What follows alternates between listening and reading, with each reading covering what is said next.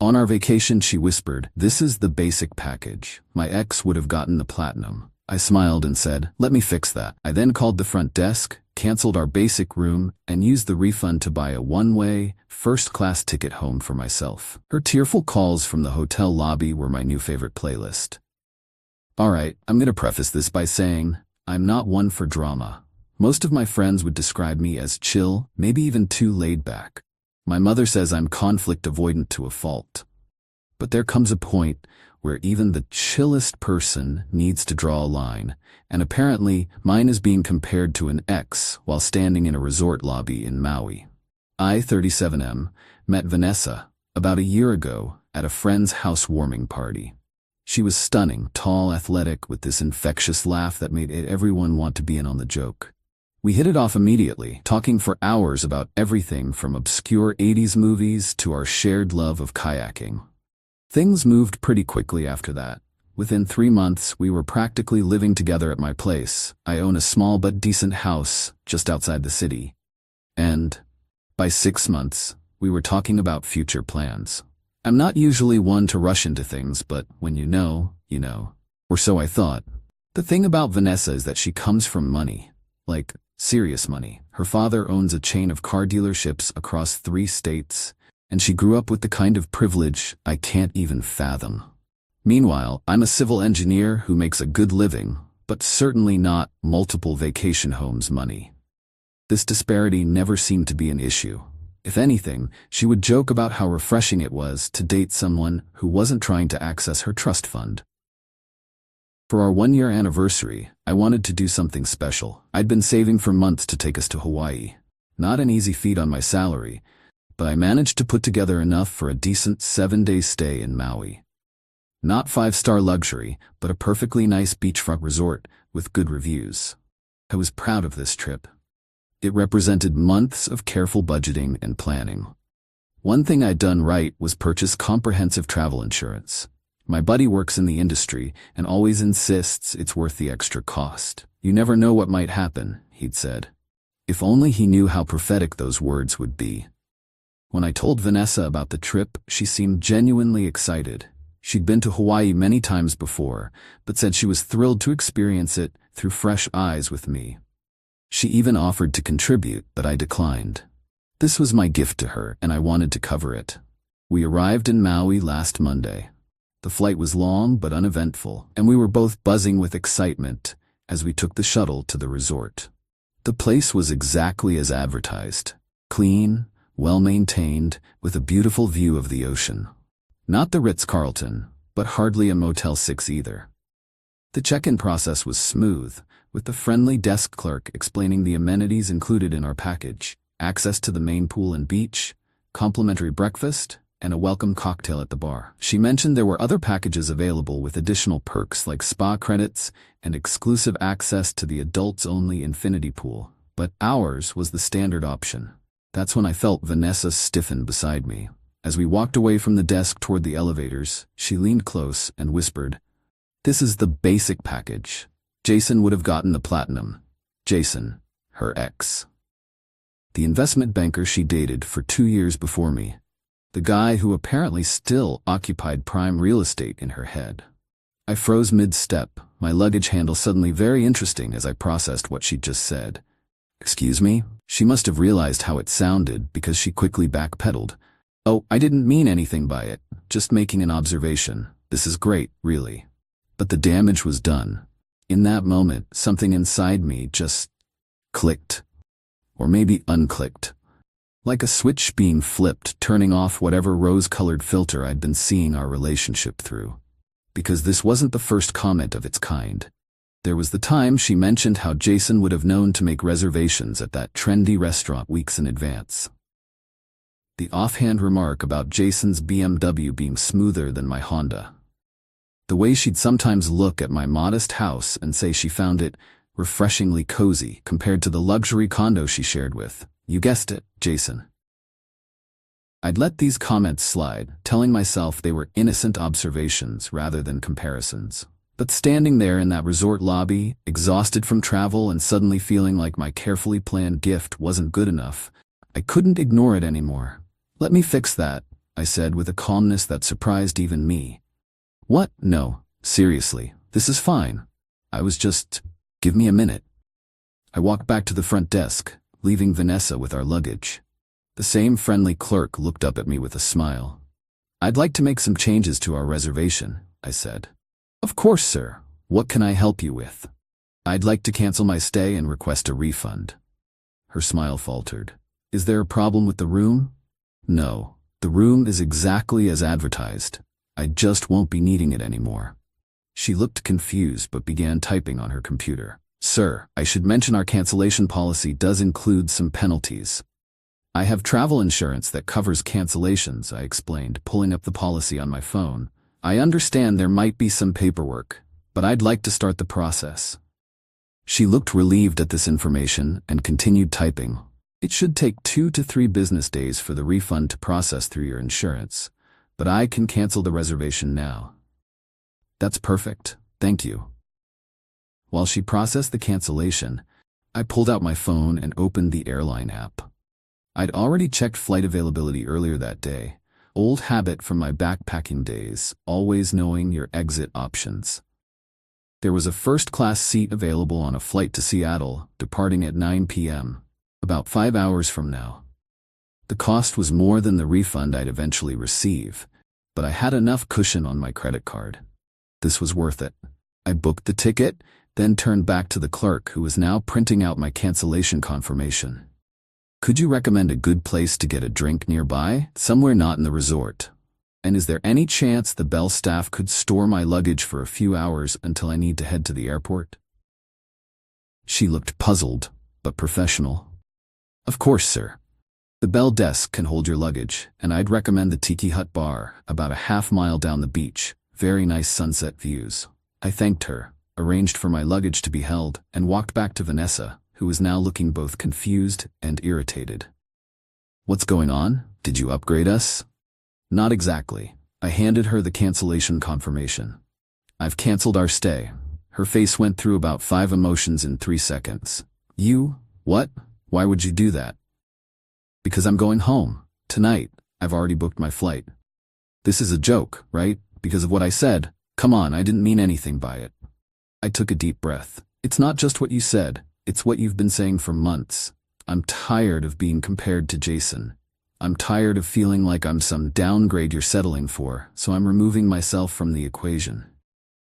You can't be serious. You're going to ruin our entire vacation over one comment. It wasn't one comment, Vanessa. It was the last comment. I reached into my wallet and took out $300 in cash that I'd brought for emergencies. Here, this should help until you figure things out. Stay, enjoy Hawaii, but I won't be joining you. She stared at the money like it might bite her. Keep your money. I can pay for my own room. I know you can. That's not the point. Then what is the point? To punish me? To make some grand gesture? The point is self-respect. Something I've apparently been lacking lately. I didn't wait for her response. I simply asked the Bell staff to hold my luggage, confirmed they had my details, and headed for the exit, stopping only to ask for directions to the Tiki Hut bar the desk clerk had recommended. The place was exactly what I needed, laid back with an open-air deck overlooking the ocean and strong drinks served in ridiculous mugs. I found a corner table, ordered something with an embarrassing name and too many umbrellas, and finally let myself process what had just happened. My phone started buzzing about 30 minutes later. Vanessa, of course. I declined the call, then another and another. Then texts started coming in. This is childish. You're seriously leaving me in Hawaii? Please come back to the hotel so we can talk about this. The resort is completely booked, and the other hotels nearby are $500 plus per night. That last one gave me pause. I hadn't considered the possibility that the resort might be fully booked. But then my phone buzzed with another message. The manager is helping me find a room at another hotel. I can't believe you're doing this to me. And there it was. Even in this situation, I was the villain in her story. I was doing something to her, not the other way around. I ordered another drink and put my phone on silent. After a couple of hours at the bar, I took a cab to the airport, retrieved my luggage from the resort's bell desk on the way, checked in for my flight, and settled into the first-class lounge. I'd never flown first class before. The closest I'd come was economy plus on a work trip to Denver. But sometimes you need to treat yourself, especially when your anniversary vacation implodes spectacularly. As boarding time approached, I finally checked my phone again. 17 missed calls and a barrage of text messages that evolved from angry to pleading to borderline threatening. The last one read, "I've booked a room at the Hyatt, much nicer than your choice anyway. Call me when you stop being ridiculous." I didn't respond. Instead, I turned off my phone completely as I boarded the plane. The flight attendant welcomed me by name and offered me champagne. I accepted, settling into a seat wider than some love seats I've owned, and felt a strange sense of peace wash over me. Somewhere over the Pacific it hit me that I was actually relieved. Not just about escaping the immediate situation, but about the relationship ending. It was like I'd been carrying a weight I hadn't even recognized until it was gone. I landed in Seattle at some ungodly hour of the morning, took a rideshare home, and slept for nearly 12 hours. When I woke up, I had even more missed calls and messages, including some from mutual friends who'd apparently gotten Vanessa's version of events. "Dude, you left her in Hawaii?" texted my friend Mark. "Vanessa said you had some kind of breakdown and abandoned her at the hotel," wrote Sarah. I didn't bother responding to any of them immediately. Instead, I made coffee, sat on my back deck, and enjoyed the simple pleasure of being home. I'd sort out the social fallout later. That evening, I finally sent Vanessa a message. "I'm home safe. I think we both know this relationship isn't working. I'll pack up your things from my place. Let me know when you're back and want to collect them." Her response came quickly. "So that's it? One comment and you throw away everything we had?" I started typing a longer explanation, but stopped myself. What was the point? She either understood why her behavior was hurtful, or she didn't. No amount of explanation from me would change that. Instead, I simply wrote, "It wasn't just one comment. I wish you the best, Vanessa, but this is the right decision for me." Then I blocked her number. The next few days were strangely peaceful. I went back to work, explained to my boss that I'd had a relationship situation that cut my vacation short, and dove back into my projects. I packed up Vanessa's belongings, not that many, considering how long we'd been together, and put them in the spare room. I told our mutual friends a condensed version of what happened, making it clear I wasn't looking for them to take sides. Some of them understood. Others thought I overreacted. Mark, after hearing the full story, including all the previous Jason comparisons, actually said, "Damn, I'd have left her at the airport, not the hotel. You're a gentleman." Vanessa returned to Seattle 5 days later. She sent messages through friends asking to talk, but I declined. Instead, I arranged for her to pick up her things. I asked Mark to be there when she came over, partly for security, partly as a witness. I didn't want any accusations about damaged or missing items, and I definitely didn't want to be alone with her. I took the day off work and made myself scarce during the scheduled pickup time. When I returned home that evening, Mark was waiting with a six-pack and a story. Apparently, Vanessa had tried to take more than just her things, including a framed photo of my grandfather that had nothing to do with her. Mark had stopped her, which resulted in what he described as a minor meltdown. She'd also brought her own friend as backup, clearly expecting some kind of confrontation. When none materialized, they left with just her actual belongings. It's been 3 weeks now, and I've had time to reflect on the whole situation. Was leaving her in Hawaii dramatic? Absolutely. Could I have handled it differently? Probably. Do I regret it? Not even slightly. Because here's the thing. Sometimes a relationship doesn't end with a dramatic fight or a terrible betrayal. Sometimes it ends with a casual comment that finally makes you see what you've been trying to ignore. For me, that comment came with a view of the Pacific and the taste of sunscreen still on my lips. I've since heard through the grapevine that Vanessa is telling people I couldn't handle a strong, successful woman and was intimidated by her past. She's even suggested I orchestrated the whole thing because I couldn't actually afford the vacation and was looking for an out. Classic Vanessa. Reality is whatever version makes her look best. But something interesting happened last weekend. I was at a brewery with some friends when a woman I didn't recognize approached our table. "You're Eric, right?" she asked. I nodded. confused. I'm Claire, she introduced herself. Jason's girlfriend. It took me a moment to place the name, Jason, Vanessa's ex. I'd never met him or his girlfriend before. I hope you don't mind me interrupting, she continued. A mutual friend pointed you out. Sarah? She's friends with both of us. That made sense. Sarah had always been the connector in our social circle, friends with everyone. I just wanted to say thank you for standing up to Vanessa. Jason struggled with her comparisons for years, even after they broke up. The constant calls, the accidental run-ins, the comments about their past.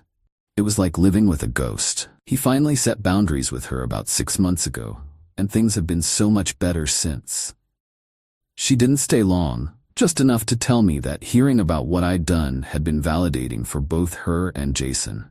Apparently, they weren't the only ones who had experienced Vanessa's comparative tendencies.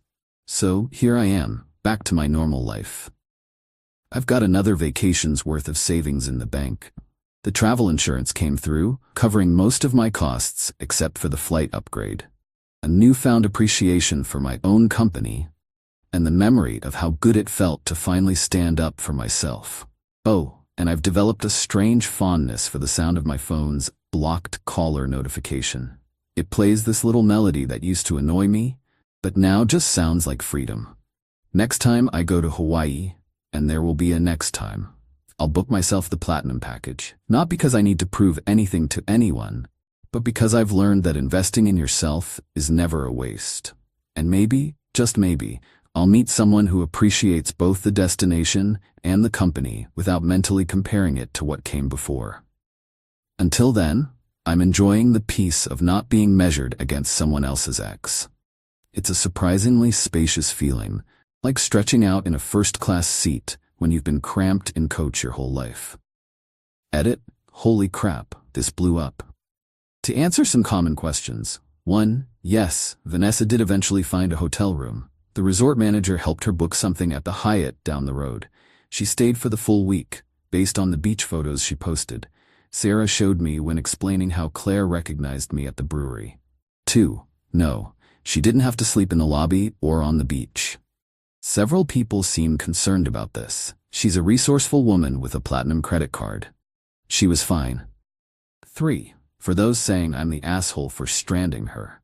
She's an adult with financial resources who speaks the language and had a working phone.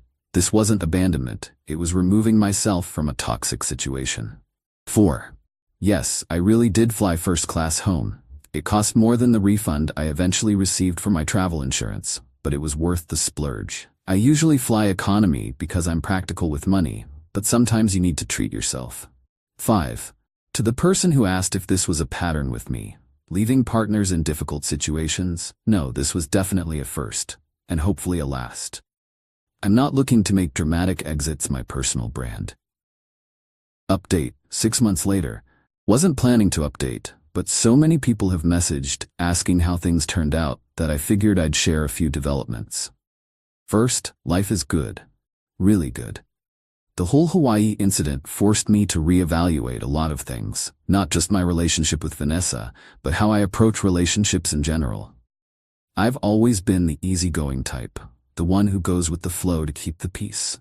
Turns out, there's a fine line between being laid back and being a doormat, and I'd been doing a two-step dance on that line for years.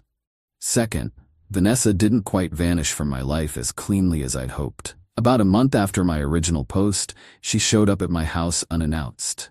It was a Sunday morning, and I was in my garage working on my motorcycle when she pulled into the driveway. I wasn't entirely surprised. Mark had warned me she'd been asking mutual friends about my weekend routines. We need to talk, she announced, as if arriving without warning after weeks of silence was a perfectly normal thing to do. I set down my wrench and stepped outside. I don't think we do. You embarrassed me, you humiliated me, you left me stranded in a foreign place. Hawaii is part of the United States, Vanessa, and you stayed at the Hyatt. That's not the point. Then what is the point? Because from where I'm standing, you seem less upset about our relationship ending, and more upset that I was the one who ended it. That hit a nerve. She flinched, then quickly regained her composure. I came here to give you a chance to apologize, and maybe, if you're sincere enough, consider giving you another chance. I couldn't help it. I laughed. It wasn't a mean laugh, just genuine surprise. I don't want another chance. What we had wasn't healthy. I wasn't happy. Because of one comment about a vacation package? Because I was constantly being compared to your ex. Because nothing I did was ever quite good enough on its own terms. Because a relationship should lift you up, not slowly erode your self-worth. She stared at me like I was speaking a foreign language. Then in a quieter voice, "So that's really it? You're not even willing to try?" I did try, for a year. It's your turn to try. Try to understand why what you were doing was hurtful. Try to do better in your next relationship. She left shortly after that, looking more confused than angry. I almost felt sorry for her. Almost. Third development, I did go back to Hawaii. In February, I took a solo trip to Kauai, stayed at a nice but not extravagant resort, hiked the Na Pali coast, took a helicopter tour, and had dinner with a cool couple I met on a catamaran sunset cruise. It was exactly the vacation I wanted, with exactly the company I chose, myself. Fourth, and perhaps most surprising, Jason reached out to me. After Claire's brewery introduction, he sent me a message through Sarah asking if I'd be open to meeting. We got together for a beer, which should have been awkward but somehow wasn't. He's actually a decent guy who, like me, just got caught in Vanessa's comparison cycle. He's happier now too. Finally, yes, I am dating someone new. Her name is Tara. We met through a kayaking club and she's never once mentioned her ex. Not because she doesn't have one, she was married for 8 years, but because she understands that the past is the past, and each relationship deserves to be experienced on its own terms. The other day, we were planning a weekend trip to Portland, and I caught myself asking if she'd been there with her ex-husband. The question just popped out, an insecurity I didn't know I still carried. She looked at me for a moment, then simply said, "Does it matter? This is our trip." And that's when I knew for sure. I made the right choice in that resort lobby in Maui. Sometimes the best thing you can do for yourself is walk away, even if it means a first-class ticket and a few tearful voice messages. Life's too short to be someone's silver medal. Book the platinum package for yourself and enjoy the view. Update, 1 year later. Just a quick note to say that Tara and I got engaged last weekend. I proposed during a kayaking trip, fitting, since that's how we met. No luxury resorts, no elaborate schemes, just two people who genuinely enjoy each other's company, making a commitment in the middle of a lake at sunrise. And yes, we're planning a honeymoon in Hawaii. Platinum package, of course.